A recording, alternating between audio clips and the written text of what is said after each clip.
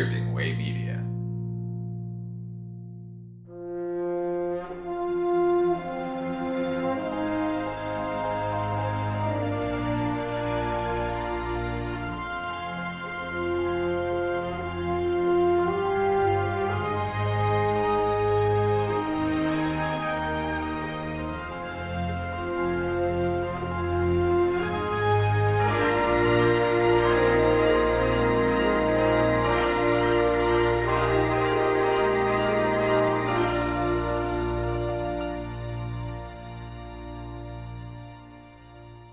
Hello and welcome to the Filmumentaries podcast. I'm Jamie Benning, your host, coming to you from my little office here in my home in London.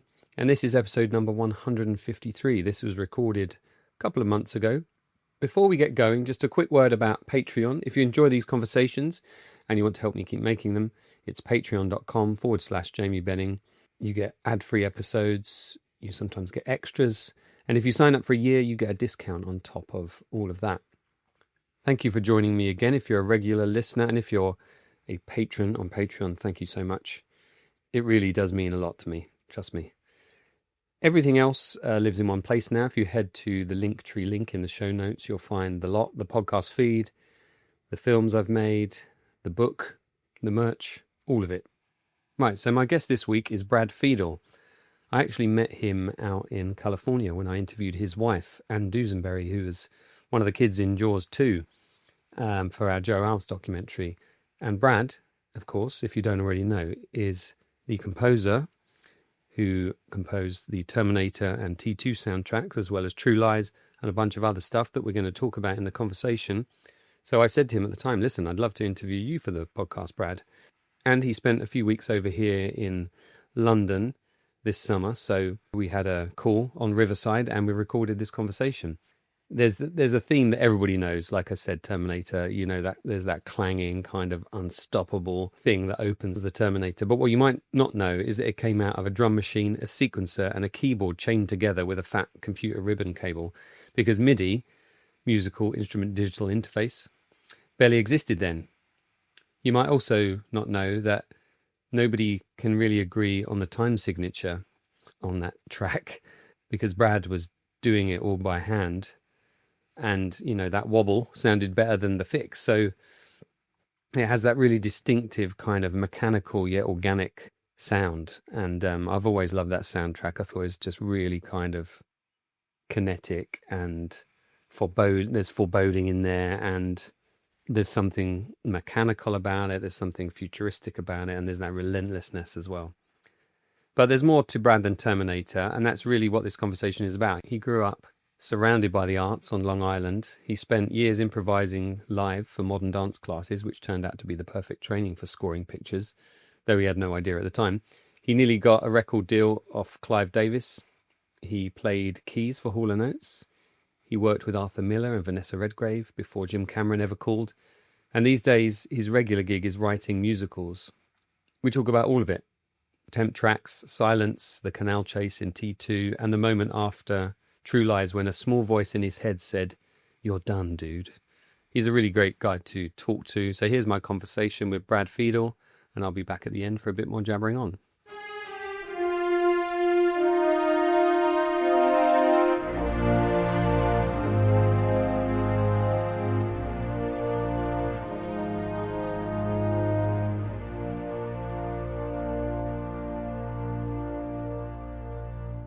I always like to start these interviews by asking people if they were sort of surrounded by a kind of creative environment when they grew up. Most of the people that I speak to, whether they're a composer or VFX artist or sound designer, there's some sort of trigger somewhere back in their childhood. Did you have that kind of creative environment? And do you remember a particular trigger that made you want to be a musician? Well, this is kind of not subtle in my story, which is my father was a musician. My mom was a creative modern dancer, studied with Martha Graham, and I grew up in the middle of their School of the Arts. So there you go. And where was that? That was on the North Shore of Long Island, outside of New York City. And they were private teachers. My mom was still performing. She was about to be joined into the Martha Graham Dance Company, which was a huge in the world of modern dance as opposed Mm. to ballet, was a huge coup.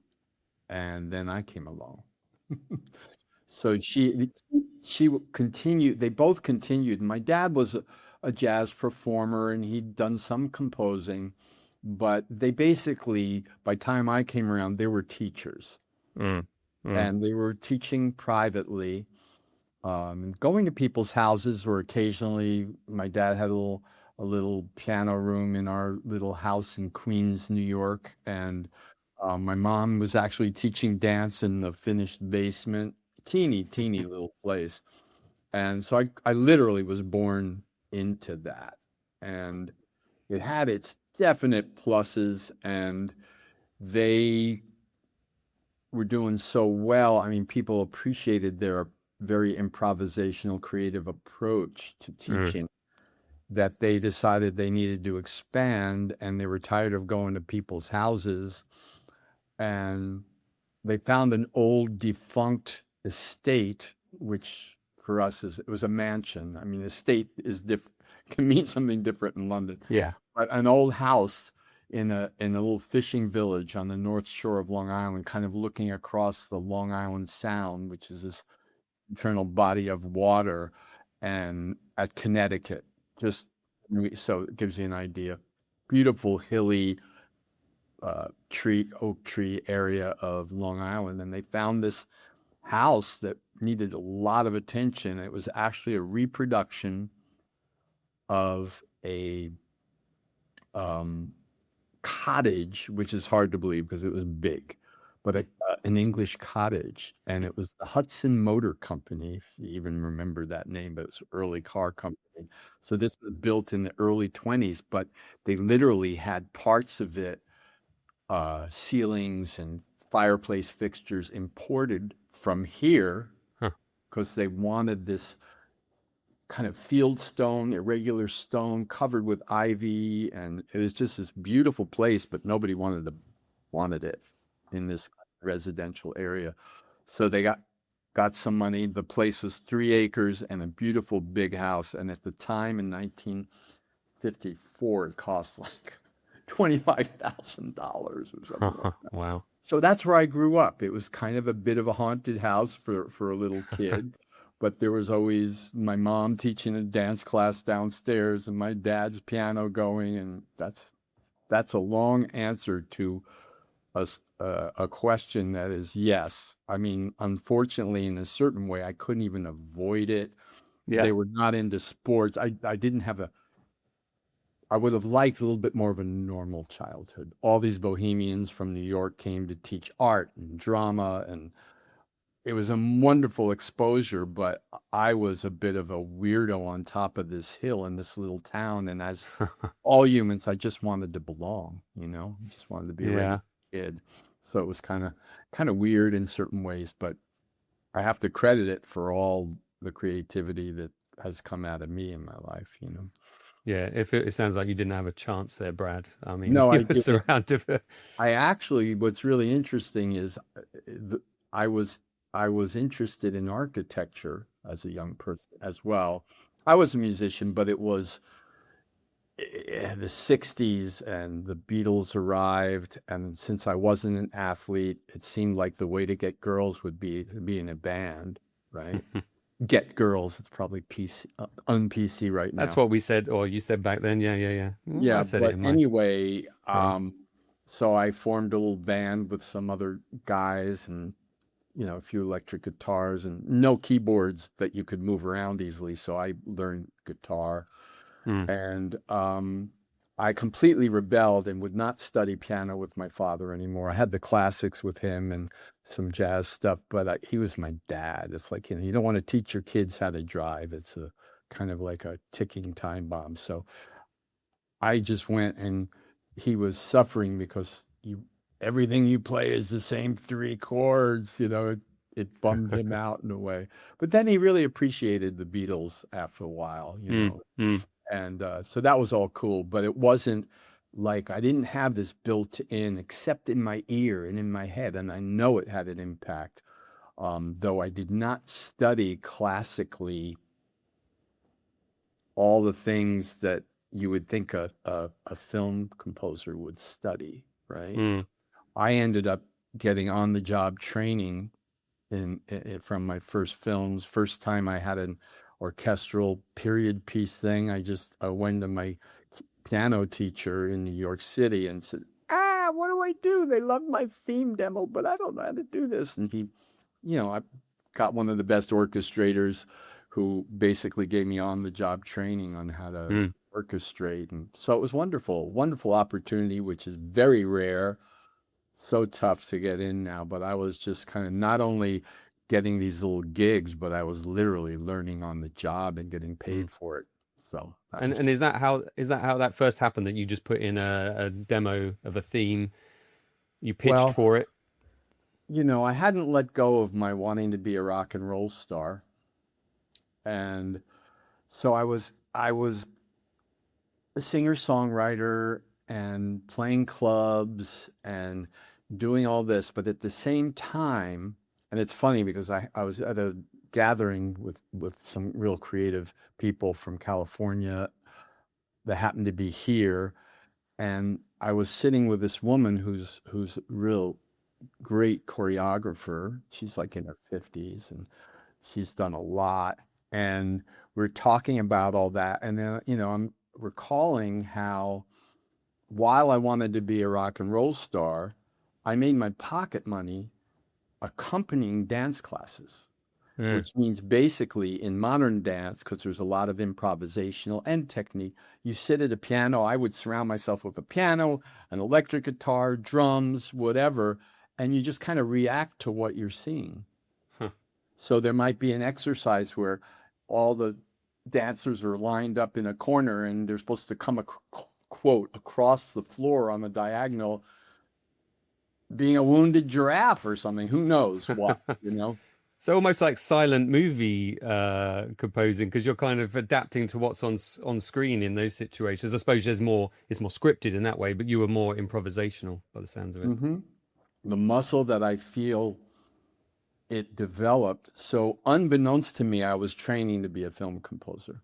Mm. I Mm. didn't think of it that way. I loved movies. I loved movies, so I could say, wow, I saw Ben-Hur and Sound of Music back then and West Side Story. Wow. I Mm.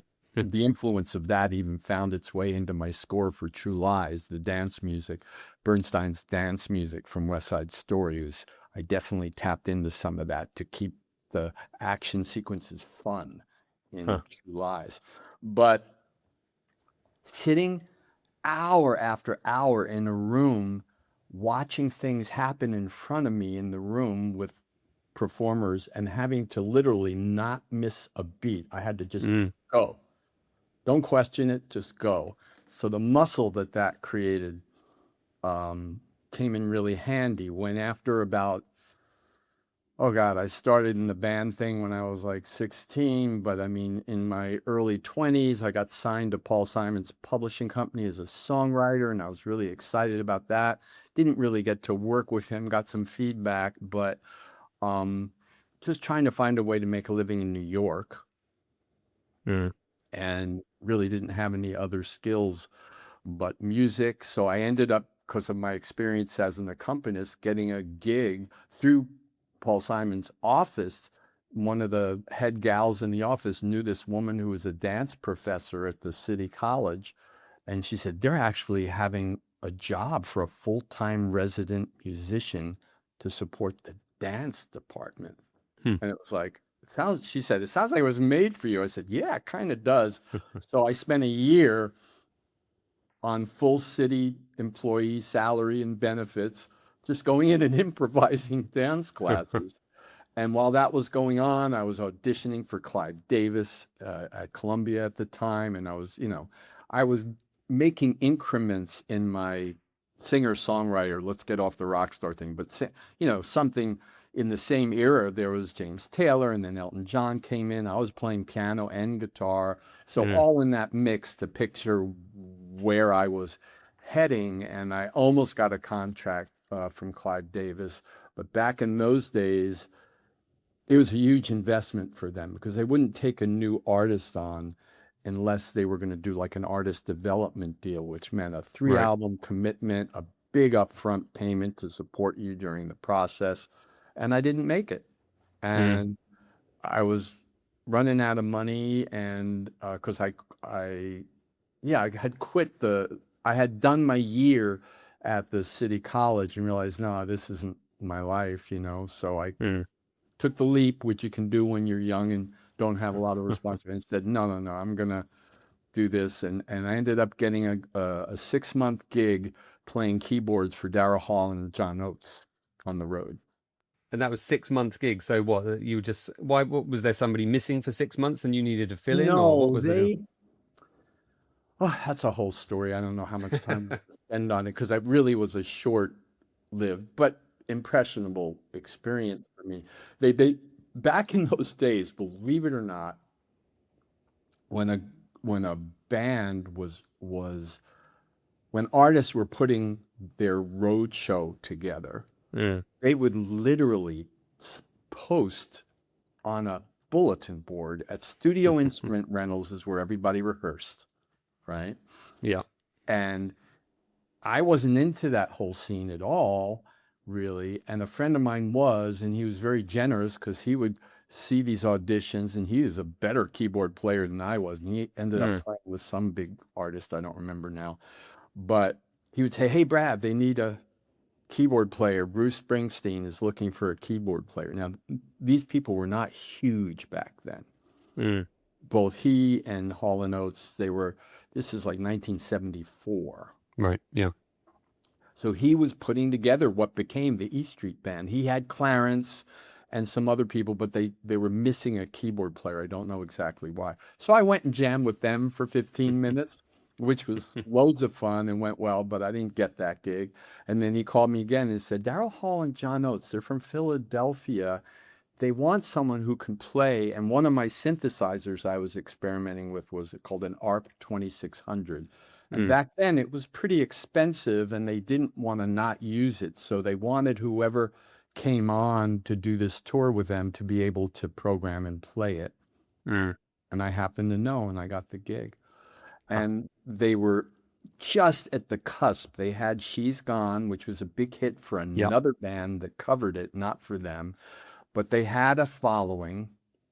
And then they did an album with Todd Rundgren because Daryl especially didn't want to get stuck in the Blue-Eyed Soul thing. So it's like almost like he was like imagining himself as David Bowie I mean, it was a concept album called War Babies. And we were called War Babies then because of the generation we were born after World War II. Right. Right. So the fans did not like it. They wanted the Blue-Eyed Soul. So Atlantic Records was kind of pissed at them and not happy.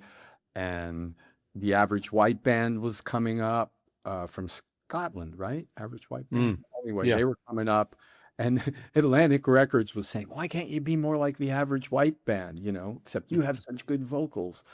And Daryl and John were resisting, but then we did this tour because they wanted to get away from Atlantic Records. So the tour I was brought on was to help win back the fan base, ending at the bottom line, industry show at the bottom line. Everybody was there to get them a new recording contract.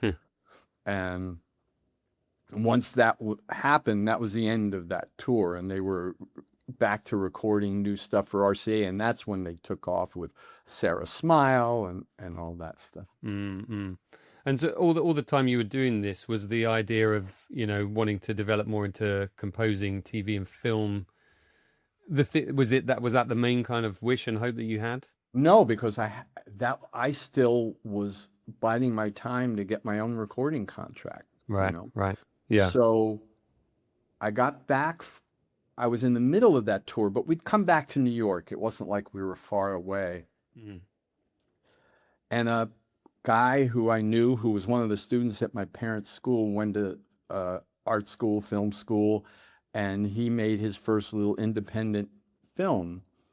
And I bumped into him, and he said, I'm making this film, and why don't you do the music? Just like that. And I said, well, I'm on tour and I can't. And literally, I mean, this is hysterical. And the film's called Apple Pie. It's Mm. way out there, but it's available in places. So I went to Daryl and John and I said, look, I have this opportunity. And one of the sequences is this big dance in the streets of New York that he pulled off on his nothing budget, which fame later imitated that scene, Right. Yeah. where different people in different walks of life come in and start dancing. And he had shot it to James Brown. Of course, he couldn't get the rights. So he said, you need to do something to the click, to the tempo of this James Brown. Mm. This is all analog. I mean, you couldn't, things were Yeah. rustic. And I said to Daryl and John, because I mean, you know, it's R&B, okay, you know, I said, hey, you guys want to play on the session? Because I was a union guy, even though I was young, and you know, my whole you know, I had other family members who'd been in the musicians union. Mm. They agreed to play for union scale. There was this long sequence of the Daryl Hall John Oates band playing this whole James Brown kind of thing on that movie. Cool. I'll have to look for that. But Yeah, it and must I have been have, fun having to sort of adapt to that. Like you're sort of using those skills that you said you were developing, with the dance studio stuff. You're sort of reacting to visuals. Did it come kind of natural to you composing on it film? really did. And I had done some little teeny educational films that just kind of Mm. fell my way in New York. So it wasn't like I had no experience, but I didn't have a track record and it wasn't really what I was looking to do at the time. And then after being on the road where, you know, we play Columbus, Ohio, and we're talking no laptops, no portable keyboards. Mm. You go back to your hotel room after whatever, coming down from the adrenaline of performing. And I say to people, I'm like a farmer musician. I wake up at daybreak. I just do. So I'd be walking around Holiday Inn in Columbus, Ohio, with absolutely nothing to do. Hmm. And it wasn't even my biorhythms. It wasn't my kind of schedule. And I realized, wow, I don't know that this is the life I want. Mm. Certainly not if it's not my music Yeah. as a, you know, as a background, as a musician that way. And along comes Apple Pie, and I'm going, wait a minute. I actually got paid, even though it was low budget, I got paid more money. Tommy Mottola, the manager of Hall and Oates at the time, was just, I mean, he wasn't paying us the right amount of money, let's put it that way. So going from that to being away from my girlfriend, crazy schedule, to getting up in the morning and writing music, any music I want. Doesn't have to be a hit because the pressure always as a singer-songwriter is, you know, the next hit. And I realized, wow, it's kind of more creative in a way, you know? And that was kind of tipped the whole thing. And after that, I did several more low-ish budget movies in New York. And one of the low-budget movies I did was this directed by a woman named Linda Yellen, who went on to be a major event TV producer. And Mm. and I did some, like from nowhere, I was doing some really prestigious long-form television. Some sort of weighty subjects as well, right? With major What? star, because wasn't like weighty subjects and major stars in them as well. So yes, the one that I did that was just for a kid in his 20s. I mean, I literally was working with Arthur Miller, the great American playwright. Amazing. Was that playing for time? That was playing for time with Vanessa Mm. Redgrave and whatever, and then Tony Hopkins on a few things. You know, it was amazing. Very And cool. it's funny because people think of me as the Terminator guy. This was before Terminator, you know. And I had this moment in my little audition meeting with Jim Cameron and Gail Ann Hurd. And I've told this story before, but I'll tell it again because I think it's kind of funny. Mm. But Jim left. I watched the movie, and Gail Ann Hurd was playing bad cop. You know, she was the producer. She wanted some prestigious even though it was this low budget action picture, you know, Mm. and and Jim goes to the bathroom and all of a sudden she's there looking at me. She said, I hear that composers do TV because they're just not up to features. And I said, well, in the last 3 years, I've worked with Arthur Miller, Anthony Hopkins, Vanessa Redgrave, Jimmy Stewart, and Betty Davis. You know, all these people. I said, "Who's in your movie?" That's not me. I'm not a caustic guy like that. But she really pissed me off, you know. Yeah. And I don't think she ever liked me after that. But Jim hired me. I wondered if you were going to say sort of diffuse the situation. You gave her as good as, she was dishing out, but no, Yeah. you're saying she didn't like you after that. Well, I don't think so. I mean, it Mm. wasn't a problem relationship, but Yeah. yeah, you know. When you watched the film, because it was complete and edited by this time, was there a temp score in there or anything like that? Wow, you're going right to the core of the matter. That's great. Great question because no, Mm. there was a temp score.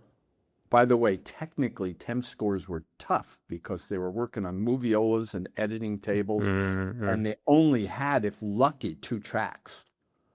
So if they put the dialogue on one track and they wanted music, then there would be no temporary sound effects or anything. And a lot of the action sequences are shot and not really recorded. I mean, Yeah. chases and things like that. So I was naive enough to request to screen it without music. Mm. Many directors, it got worse and worse, but many directors, even back then, were they would not do that because they were afraid there's just sequences that feel really slow and it wasn't exhibiting their design. You know, it was just very, very, exposing and kind of difficult. And they didn't always trust that the person seeing it without the temp track would really understand, and really appreciate. So that was really important because I don't know how to differentiate, but there's a lot of different kinds of composers. The end result for the audience, it's a good score, it's a mediocre score, it's a bad score. It doesn't really matter. It's kind of like if there's an actor you like, are they really coming from method or are they coming from a more technique-oriented thing? It doesn't matter if the performance works. But for me, it just happened to be that the way I came up and the fact that, I mean, I don't even think there were university film scoring courses. No, then. probably not. So it was all, just seat of the pants. And there were people with a lot more musical training than I had, for sure. And that didn't change. I mean, it's kind of funny how far I was able to get. And there are other people like that too. There's some pretty big composers that can't read music. I could read music. But anyway, where were we? Oh, so the temp track. Yeah. So I'm the kind of guy that if you show it to me with a temp track, especially if you really like the temp track as a director, it's almost an untenable love triangle. Yeah. It's like there's the film, there's the composer, and there's the temp track. Can I compare? Should I imitate it? I mean, are there copyright problems involved? But I was there for my own expression. I gave up being the star of the singer-songwriter show, but I still was committed to using my own creativity. And it's kind of like, I always say, it's kind of like temp tracks are kind of like there's this up and coming clothing designer with real imagination and, Alexander McQueen or somebody, I don't know, and showing him a dress and saying, we want something like this. Yes. Yeah. Yeah. To me, it's very difficult. And I've done it. I've done it throughout my career. I swear that it's never my favorite scores that come from that process. Yeah, well, you're so hemmed in, aren't you, by what is already in the mind of the director and what has been established in the temp track? Because they've probably been cutting that scene with that track for months or weeks. And it got worse. I mean, as we got to digital and they can have in a second the best cues from the best scores in the world, one right after another, of course they're going to fall in love with it. It's Yeah. like, wow, this is my movie with an Academy Award winning score playing in the background, you know? And the poor composer comes in and kind of like, where do I fit in this picture? Mm. Plus, there are people that are a lot better and a lot, their particular artistic soul doesn't care as much.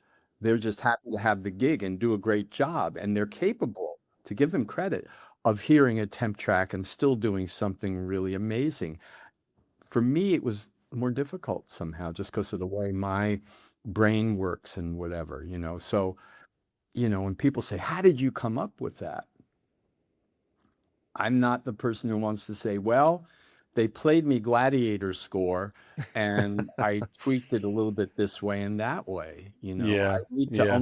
almost a religion that I sat there as a channel, saw the Terminator film, got up the next morning. This is what happened. And I sat at the piano and it came out of me, you Huh. know, And and Did Jim kind of direct you in terms of the style he wanted the music to be, mechanical or otherwise? not at No. all.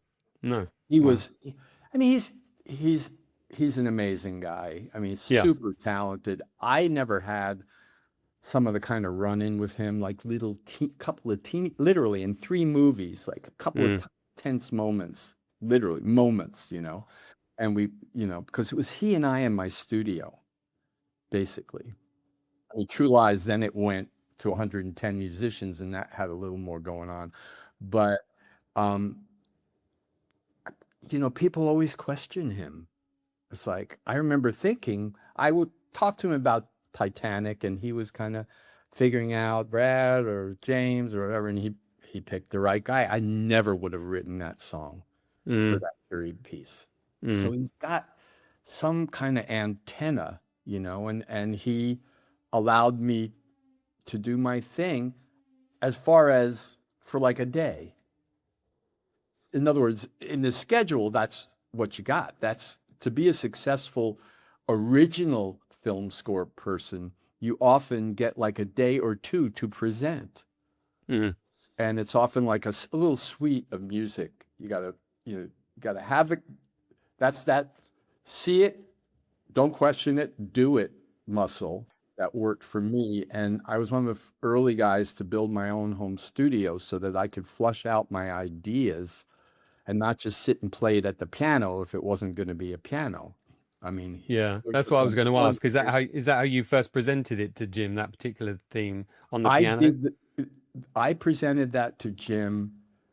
It's probably 85% of exactly what you hear in the main title of Terminator. Really? Huh. And how did you achieve that sound? Like what's involved there? Because obviously we're at a point where there's no MIDI sequencing, there's no I mean, how's There everything in was time? very clunky early ways of syncing different things up, and I think they're even. I just went to an exhibit here in the V&A East, kind of Mm. new version of the Yeah. Victorian Albert Museum, and there's a thing. I think it's titled "The Music Is Black." Mm-hmm. It's quite an exhibit Hmm. from Africa and colonialism all the way up to all the current trends in music with black artists and how they influenced and contributed to the whole scene.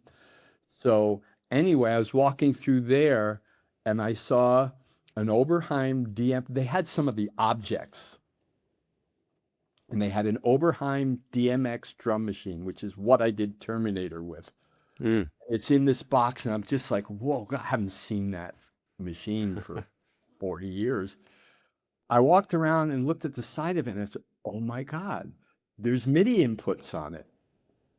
So what I was using back then was this very clunky, complex computer ribbon, big computer plugs like that Mm. wide, I and a remember. ribbon Yeah. that would go from the drum machine to the sequencer and on, right? Mm. So there was, to be accurate, because I looked at the year on the display, it was around the same time. So some people were having tech guys do modifications. So MIDI was just starting out, but Terminator was done without MIDI. I had that chain of a keyboard, a sequencer, and a drum machine, and that was tight. But then there's the Prophet 10 that I was using, and that I had to, very funky, I had to like hit a go button and kind of wiggle it in to go with the other stuff. Um, and that created a whole down the line. I mean, who knew that this low budget action picture that I did back then? I mean, before social media, I didn't even know anybody was really noticing because I didn't get a lot of feedback off that. I mean, the film broke through, and for Jim, it was amazing. And I got some appreciation from the certain people in Hollywood, but till social media happened, I had no idea how many people were listening and inspired and moved and all that. It's been quite sweet to get some of that feedback after the fact when I'm far gone from that industry going. So there's this when I started to see social media, there's this whole discussion about this is Terminator 1. What is the time signature on that theme? Because when I started the little hand looped sequencer for the machine that was separate from the drum machine that was doing the that part of the underneath lying of the theme, but also occasionally when he was just moving through the scenes, I would have that in the background as well as the boom, boom, boom, boom, boom, boom, boom, boom, all that stuff that now people quote to me all the time. It's pretty funny, but it didn't come out even. So I'm going to jump to a completely non sequitur story, but it relates. Huh, go for it. I was working in my studio many years later, and my ears are kind of almost blown out, and the phone rings, and I hear this woman on the line saying, "I've got Hank Mancini for you. Are you available?" Or for Brad, thinking maybe I was a receptionist or something. I'm going, somebody's Henry Mancini's calling me. Somebody's wanking my chain here, you know? And I say, well, sure. And he unmistakably, because he has a certain kind of soft spoken, gets on the phone. He said, "Brad, I think it was RCA at the time, wants me to do an album of big band versions of iconic film scores. I really love to do your Terminator's theme." And my mind is going, sure. It's not written on paper anywhere. He said, "You have a lead sheet or something?" I'm going, yeah, I'll get you a lead sheet.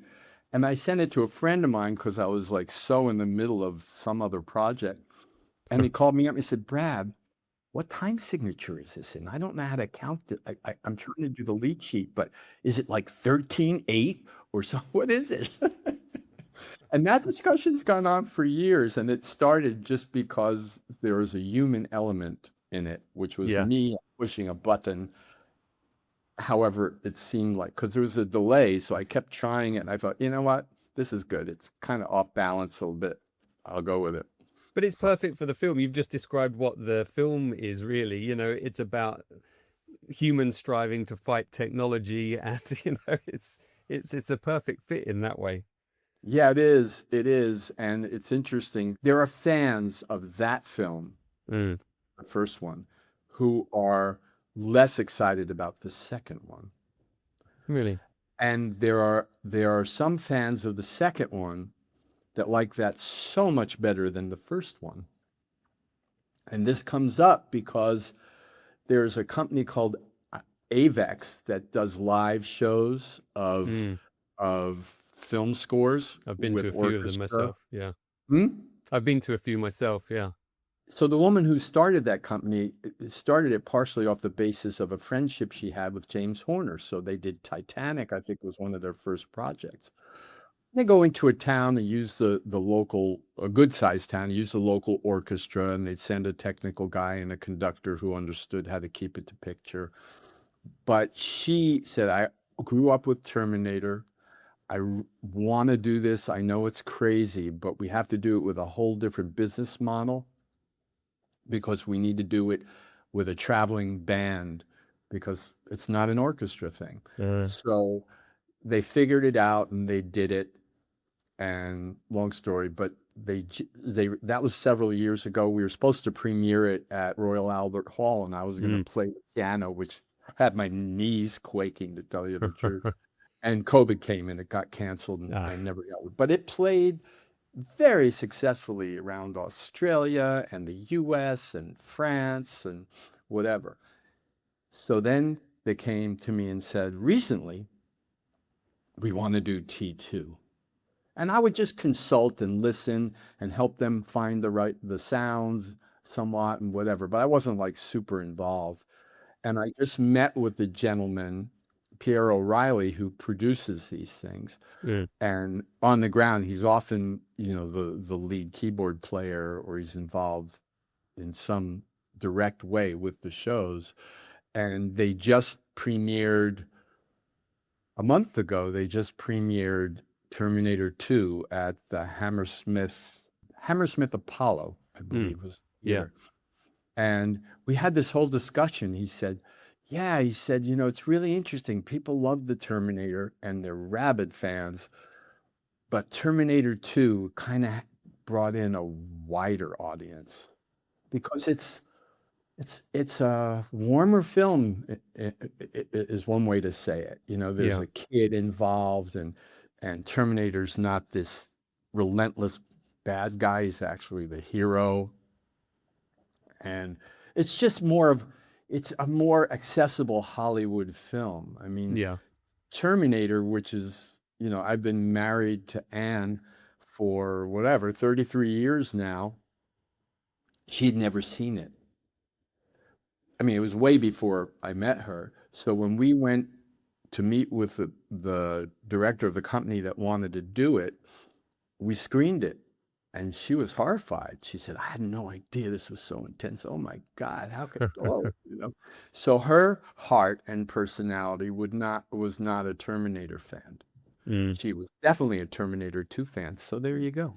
Yeah, yeah, no, it does. And I think as well, like you said, The Terminator in many ways is this kind of B movie, whereas by the time we get to Terminator 2, it's this phenomenon. I mean, it drove the visual effects industry. It was a huge tentpole movie. But I was going to ask you then, going back to like the time between those two Terminator movies, obviously you're a working composer. And when the time comes around for the sequel, were you a shoe-in at that point, or do you think other people were considered for that You know, composition? I think I was a shoo-in. It's really hard to tell Mm, with Jim. By then, after doing Aliens, mm, I think I think that was the main thing he did in the interim. I don't know. I'm missing something, but anyway, the bottom line is he was a big director mm, by that point. And I hear through the age, we had our meeting. The meetings, every meeting we've ever had has gone well, including Titanic. So I mm, never really know what's on his mind. Um, but I think it was pretty much a shoe-in. He was committed to the theme, and however many years went by, like 6 years, 7 years, something like that. He'd followed my work that I've been doing, and I think, I mean, he hired me, but I think at that point in his career, if my presentation of ideas, which I didn't do before I was hired at that point, which I guess that's changed a lot, where they get six composers demoing out their best shot and they pick mm, one. It's kind of like commercials used to mm, be. They do that with films sometimes, unless there's a director with a very clear vision. But so I was hired, but I think it would have been drop of a hat if he didn't like what I was thinking about the approach. I might have been gone. It's just there's so much pressure on these directors on big mm, films. So, but it worked out really well, and 99% of everything that I presented to him, he accepted out of the box. We had a few little adjustments to make, stories about that, like the canal chase, very simple.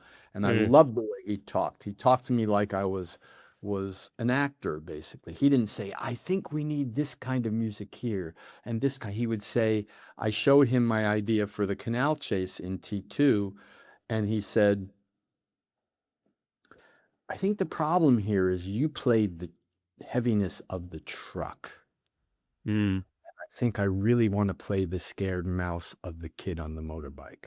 I want the music. Yeah, you need to pay note of the truck, but I really want your orientation to be the kid. That's a great bit of direction because and you clearly achieve that because I'm just thinking I haven't seen it for a few years now, but I used to watch that movie a lot.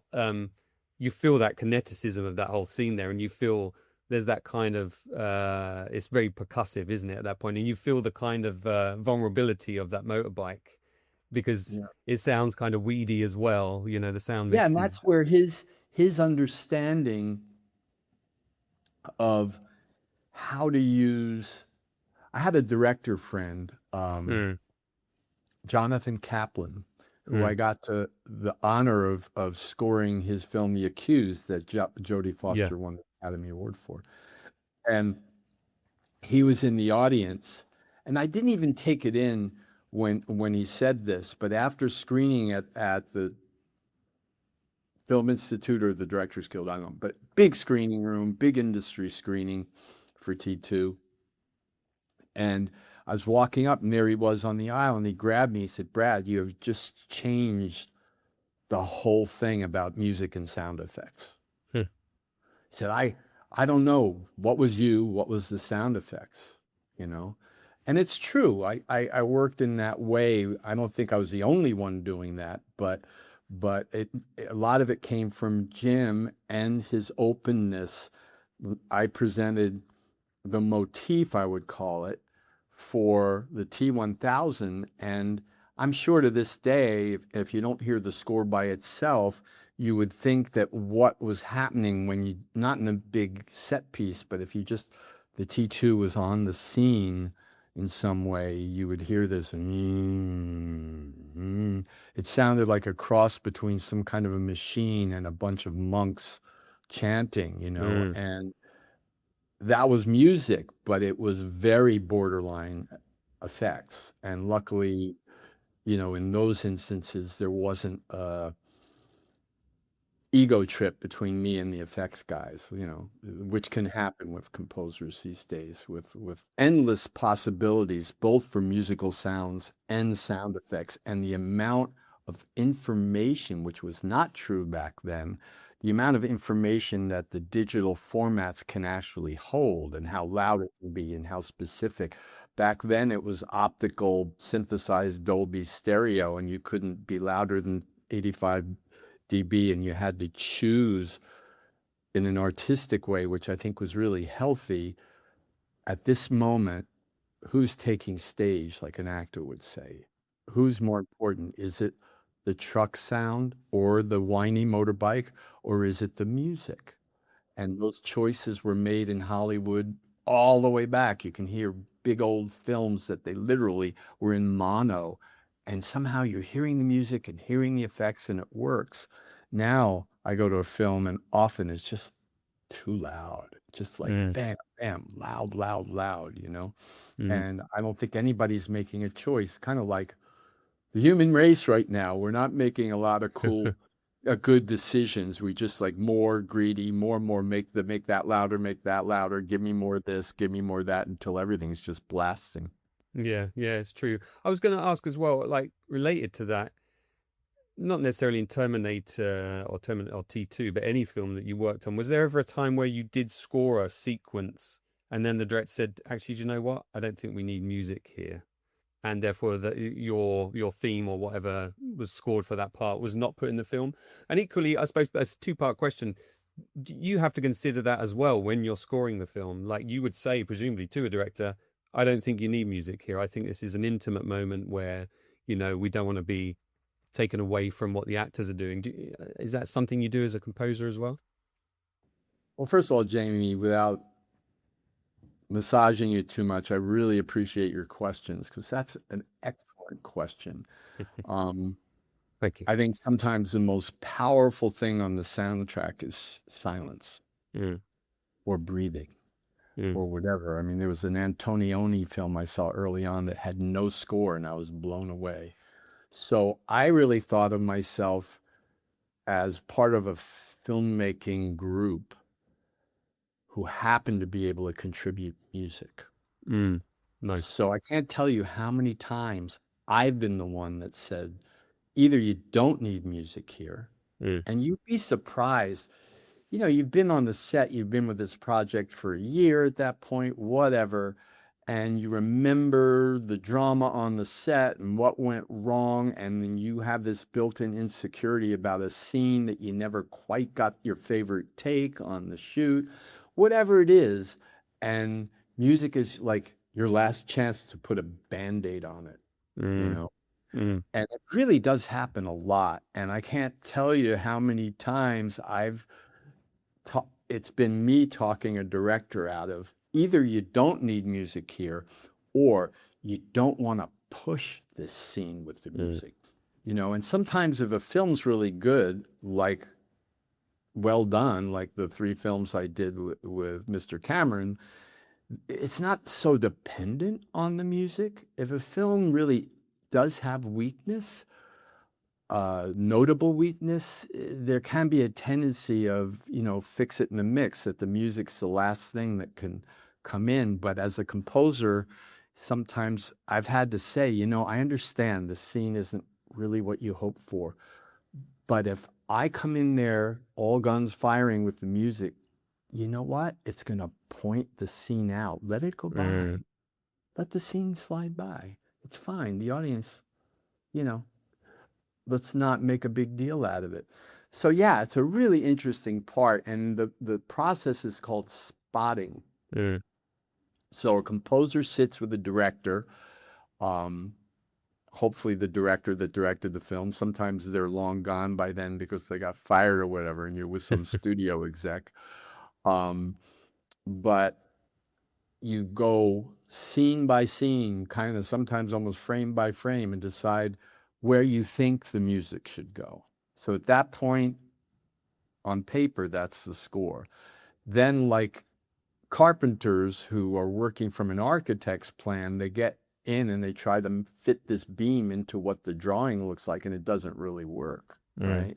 So, and I've been there because I've done a fair amount of building projects, and it's like, I know this looks cool, but Brad, I can't build it, and I happen to be around. I can't build it the way he drew it. So I said, well, you Mm. talk to him because I don't know about the engineering. So it's very much like that Mm. with film scoring, where you choose where you think, but I think less is always more. So almost always more. So to qualify that, I think that if there's a scene that I have scored, even if I love the music. Okay, here's an example. On Fright Night, in the big seduction scene where the sweet girl is being seduced by Chris Sarandon, the really slick, scary vampire guy, and eventually, there's that shot where he bites her neck and the blood, very sensuous moment. And I'm using the main theme, and I thought, wow, this is the opportunity, because at that point in the 80s, songs were really popular and making people money and Mm. making films make money. And I thought, I've got this catchy little theme, da da da da da da da da da da da da da, and it has like a melody. And I thought, let's do a song. And I wrote the lyrics and I sang the song. And I played it for Tom Holland, the director. And he listened to it. He said, "Man, that's a cool song. I don't want singing and words here." And he was right. He was totally right. It was a distraction. And many times when they put songs in film, I still have a problem with how it can override as an audience your ability. It's like they don't trust you to go in and get what's Mm. happening in the story. They want to like overload it. But yeah, so I am I'm not a minimalist by far because I've done a lot. Those Terminator scores have a lot of music, Mhm. but there are times, and I thought one composer who was a little younger than me when I was coming up, he was coming up, Thomas Newman, Mm. when he did what was the film that had a title with Kevin Spacey and American Beauty. American Beauty. So he came up with this kind of somewhat improvised thing with this ensemble that he worked with. And I think it was the first time he approached this way because he had orchestrated for John Williams. He had done some really classic kind of scores, but he introduced this thing that I thought was great because it didn't say, this is what you should feel, but it did say kind of, here we are, pay attention. It was this kind of, it was a little bit, he had studied with some minimalist composer, maybe Philip Glass, I think, or somebody in New York. He had this other whole side, and it became, of course, then they wanted him to do it on every film, but that's a composer's life story. Yeah. But anyway, he came up with this way of scoring that that enhanced the film without it being editorial. And I kind of tried to do that in Terminator 2 with these, quote, musical sound effects or just things that were there. It's like, boom, boom, boom, boom. It's like a heartbeat. It's not really saying a whole lot. It's got no tonality in it. It's not saying happy, sad, or anything, When you came around to doing True Lies for Cameron, I mean, that was like one of the most expensive films ever made at the point, I think. That is a very different score. I mean, it's a full orchestral score rather than that sort of electronic palette that you used for the Terminator movies. I mean, was that your call? You wanted to go orchestral? Did Jim want to do that? Or was he looking for something more like, I suppose you didn't want to do anything to do with Terminator because Arnold's there again. And yeah, you got it. So I'm going to back up one step. Hopefully succinctly, because I tend to be long-winded, as in case nobody noticed. So Terminator wasn't necessarily locked into being an electronic score. And if you listen to it, the string section and certain things, there's a certain kind of warmth to it and more orchestral approach, certainly. And it's why some people who like the Terminator score aren't as blown away by it and vice versa. So the schedule, because of his completely new experimental work with visual effects and the way computers were so slow to generate the finished, the schedule just got so tight that we didn't have time to have a cues approved, move it to orchestration, go record it. It was analog, so then the film length would change because the effect looked better if it was 3 seconds longer, and that would really hurt the cue in the way it was hitting. So we really, at a certain point, first thought, we're not going to have time. And then we both kind of thought about it and listened and thought, this is appropriate. It's a step towards this. Most of the sounds in the Terminator 2 score are generated by acoustic instruments, sampled, and then I mess with them. But there's hardly an electronically originated sound. It could be a bunch of brass instruments in a warm-up room turned upside down and backwards, and that's the sound when he's fighting, when the two of them are fighting, and he cuts Teeth 1000 almost in half. If you listen to it, that was real brass that I messed with. So I know the exact bit you're talking about. So Jim, being Jim, he can get just like really anybody, but I would hope not me, but it applied to me. He was skeptical, and he came to me, and two things happened. One is I did a score for a movie called Striking Distance with Bruce Willis.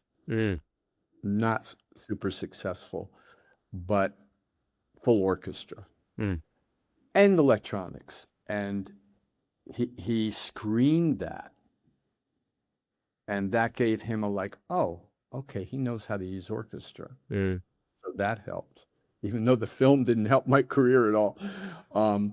And the other thing was he literally came to me and he said, Brad, I want you to do this, but if it isn't completely different than the Terminator films in the first three measures,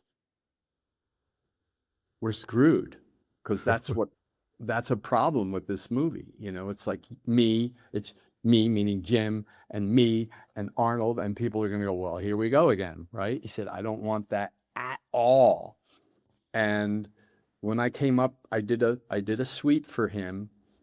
And I think again, I was hired, but it's always provisional in Hollywood. I can't tell you how many scores I've been asked to replace, and people have replaced things that I've done.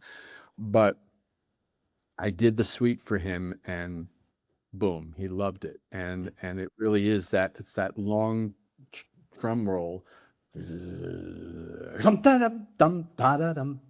light, Mm.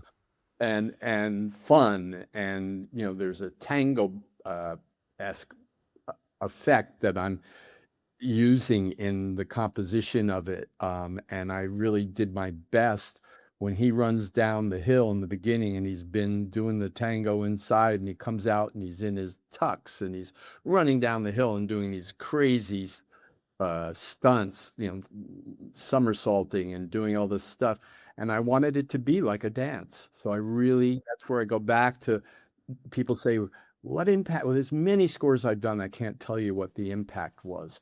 But part of my solution to True Lies was impacted by my memory of West Side Story is a very serious movie, but those dance sequences are so joyous. And Mm. even if it's a battle between the Jets and the Sharks, right? It's just vibrant. And I Hmm. wanted the score to have a vibrancy to it. Yeah, and it gives the movie that feel. It just adds this layer.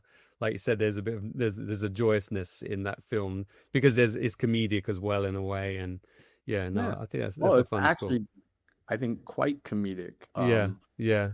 And we had one problem in all of that. It's one of the few cues, the canal chase, which I mentioned, one of Mm. the few cues, there was a little struggle. In this case, Jim didn't have direction for me. I just did something, and it's the cue where Jamie Lee is in the RV motorhomey thing. Jamie Lee wants to be part of Arnold's world in the spy world. I Mm. forget exactly how she gets sucked in, but he lures her to his little motorhome out in somewhere, kind of in a forest almost or something. And he's got her in there, and Arnold gets wind of this, and he brings all the weapons, his SWAT guys and the helicopter pulls the place apart. And, there's an attempted seduction slash rape going on. And all of a sudden, Arnold and the cavalry arrive. And it was a wacky scene, but it was kind of a serious. Do you remember that sequence? Yeah, yeah, I do. Yeah. So anyway, we had trouble, both Jim and I saying, he said, I don't know what's going to work with this, And I'm saying like, yeah, I don't know either. So it wasn't like, I don't think I did a cue and we threw it out, but we weren't. I'm usually clear, or I'm usually clear. I'm usually able to give him my first take on something, and 9 times out of 10, it always worked. And as a composer, just to generalize in Hollywood, if your first take on a theme or an area or a motif doesn't work, it's really bad because you for any artistic freedom, you depend on the trust of the director. And if you don't bat a thousand, it starts to eat into the trust. And then they're like, oh, maybe this guy doesn't understand what I'm trying to do. Oh, Mm. and then they start to double think and question. So I always felt that, because I'm kind of a sensitive guy. I always felt that pressure that it had to be right first time out. And luckily, most of the time that worked for me, especially with Jim. We Mm. had a batting record that way. But that crazy scene, at some point I was just like, I don't know. I was like tearing my hair out. And if you go back and listen to it, I just did this totally wacky, almost like really making fun of who the seducer was, but also making fun of Arnold, the jealous husband, and all the energy behind it. So it was really, if you listen to the music, it's kind of a zany, crazy piece, but it has some weight and threat in it because there's a bunch of guys with guns and, Yeah, yeah, yeah. yeah. You have to always trying to find that balance. Um, just to sort of tidy up here. When I came to visit your beautiful house and interview your lovely wife back in March for my Joe Al's documentary, you mentioned that you were working on a musical, I think, and I see that in doing some research before we spoke today, that you have done a one man show, you've done a full musical. I mean, they're radically different modes of writing and performing, but is that something you enjoy? Is that something you always wanted to do? Or was it just Well, circumstances that, you were sort of stepping away from the film industry that kind of led you in that direction? when I did True Lies, Mm, one of the things I really wanted to get to was taking that kind of very creating sounds nobody had heard, using electronics, using music concrete, actual objects like smashing a frying pan for the clank in Terminator. Um, that part of me with a more classic orchestral approach.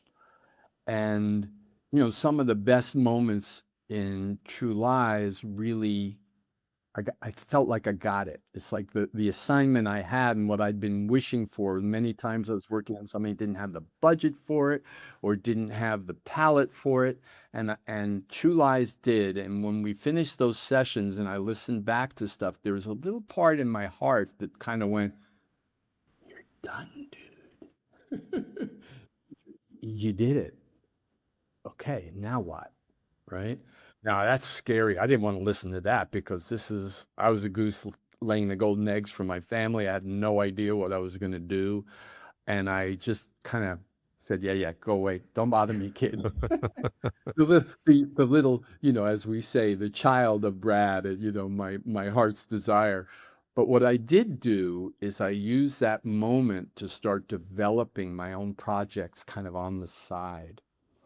So I wrote a script for my wonderful brother-in-law, who's an incredible artist, Doug Anderson, helped me bring what was in my imagination to light as far as environments and characters. This was an animated feature. I was picturing back in the, like classic animation, not a lot mm, of CGI and stuff, mm. and wrote a whole score of songs. This was an animated musical. And I had enough pull that I got to show it to some people and actually got pretty far up. I mean, I played it for Gary Lamel, who was head of music at Warner's at that time. And he listened to the inspirational song from it, and he literally said, "Come here, let's go." And we got in his car and drove to the animation department, which was in another location. And he said, "I want you to pitch this to," I think the guy was Chris Meledandri, who's like this huge animation guy now. And I was just like it was like walking in a dream. It didn't pan out. And many of the projects that happen that way and people get excited, but it doesn't, I won't go into the whole background story. But that was the first thing I did. And I since then I've done 4 complete scripts. Each of them has their own song score, I mean, has songs involved, which was important to me. The most recent one being a thing called Full Circle that was just demoed out, and I did little recordings in my home studio and was going to start doing what you do with a live musical, which is you workshop it. Musicals, I mean, you'd pick any musical that you love and go back and look up how long it took them to get it to the point of how Book of Mormon looks now, or how, whatever, how West Side Story got to be West Side Story. It started out as East Side Story. It was about Jews and something else. So anyway, just as I was about to workshop that, COVID hit.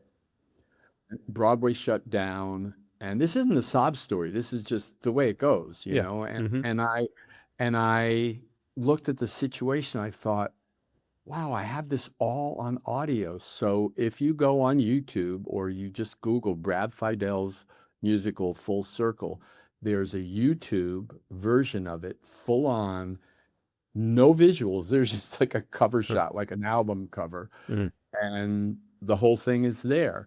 And I was thinking, after going on YouTube and seeing that some kid who had played my Terminator theme on his home keyboard, and you just saw his hands, I think, had like 6 million views. And I'm like, okay, I can do this. Maybe I can do this. Well, it ends up that people were not interested in what I had to say that wasn't Terminator. And that's just the way it was. It's like these people would tune in on YouTube. They have analytics, Yeah. and you can see, oh, wow, okay, we had a couple of thousand. And then you see after like 3 minutes, the amount of people who continue to listen drops off. I Yeah. believe it's got value. I don't think it's about that. I think it's about I'm known in a certain way, Yeah. and there wasn't a lot of space for me to make the shift. So to answer your question, everything that I've done on my own, and there are all these musicals and stuff, and I've had people check them out. I have not been able to actually get something produced in a big scale. My one-man show, we traveled around with it and got some really nice reactions. Um, Full Circle exists and people listen. I do hear from people that they appreciate it, but it has nothing to do with the way that the millions of people who love the Terminator movies relate to me. Mm. But I really enjoyed it, and I really got to a point where I wasn't being the temp track to go full circle, no pun intended, to where we start early in our discussion. The temp track changed the job description of film composer for me. And it wasn't just that I was too like, I'm not going to do this. It's not as fulfilling. I literally wasn't as good. I wasn't as good as dealing with people who wanted a really master imitator, because that wasn't me. I didn't even have the chops to do that well. With people that can do that in their sleep, they have the history of film music like imprinted on their brains. Mm. Mm. So yes, and I'm still like, I just had a performance of my latest musical in front of maybe 300 people in the elementary school in Santa Barbara with the first graders that I wrote it with. And how did So it go down? it went great. They were just I really give them, and these aren't volunteer kids. These aren't like the quote theater kids. These are the whole class is involved. So I'm doing that because I think there's kids out there that aren't exposed to a certain kind of creativity. I won't say there's no creativeness in their school, but they don't have the idea that they could have a creative idea and it could come to fruition and they could see it come to life. So I'm always soliciting ideas from the kids and putting them into play That's in the great. story or whatever. And people say, "Oh, that's so sweet that you're doing that." And I'm like, "This is survival. I needed an outlet. Mm.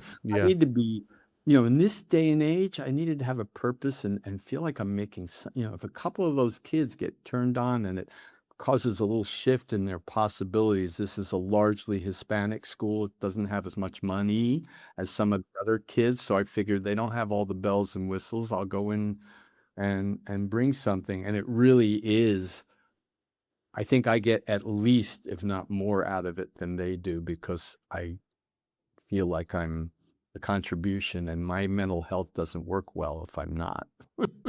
Yeah. Yeah. I know what you mean. Well, listen, I've taken up a lot of your time here, and I've really enjoyed your work over the years. I've really enjoyed chatting to you today, and I really appreciate you giving your time just for my listeners to learn more about you and your work. So, is there anywhere that people can go to listen to the latest stuff? I know you said that the musical's on YouTube, but do you have a Full site people can Circles visit? on YouTube. The other ones, there may be some scene clips from Borrowed Time, which Mm. was the one-man show. It was never shot that well, and it's funny because even Full Circle is very rough. It didn't have the opportunity. I don't want to downplay it because I think there's some cool stuff and cool story in there. But I just want it to be seen as kind of like a real rough cut, Mm. or Mm. heard, let's say. It won't be seen, but it heard. So there's really nothing else unless, you want to come next year in the spring to the Harding Elementary School in Santa Barbara. Tickets are available. That's my regular gig right now.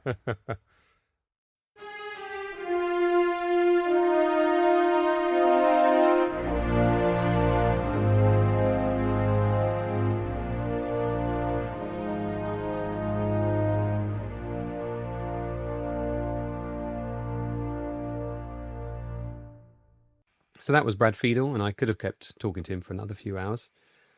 The bit that stayed with me is that temp track stuff. He's very clear about it. He's not bitter, just honest about that the job description kind of changed underneath him, and that the thing he was brilliant at stopped being the thing anyone was asking for. He says he wasn't, good at being a master imitator. He'd rather say that out loud than pretend otherwise. That takes a certain amount of guts, I think. But, he's moved on from the film industry. He's doing other things now, as you heard at the end there. Thanks to Brad for giving me so much of his time, and to Anne Dusenberry, his wife, as well. She gave us a great interview over there in California earlier in the year. If you enjoyed this podcast, if you got something out of it, please tell somebody about it. Leave a rating wherever you're listening. And if you want to support the show properly, patreon.com/Jamie Benning, JamieBenning, with a discount if you go annual. Everything else, including the merch shop, is at the Linktree link in the show notes. I'm on Instagram, Blue Sky, X occasionally, Facebook, everywhere. Mastodon even. I don't really know what that is, but I'm there. Thank you for joining me, and I hope you can do so for the next episode of the Filmumentaries podcast.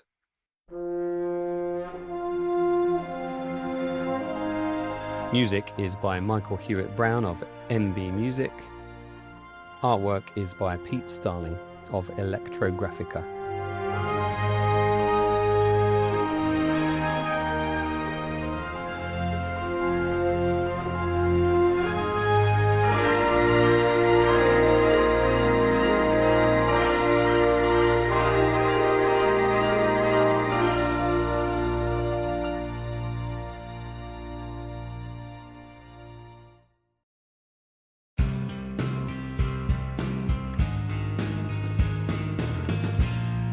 We are being way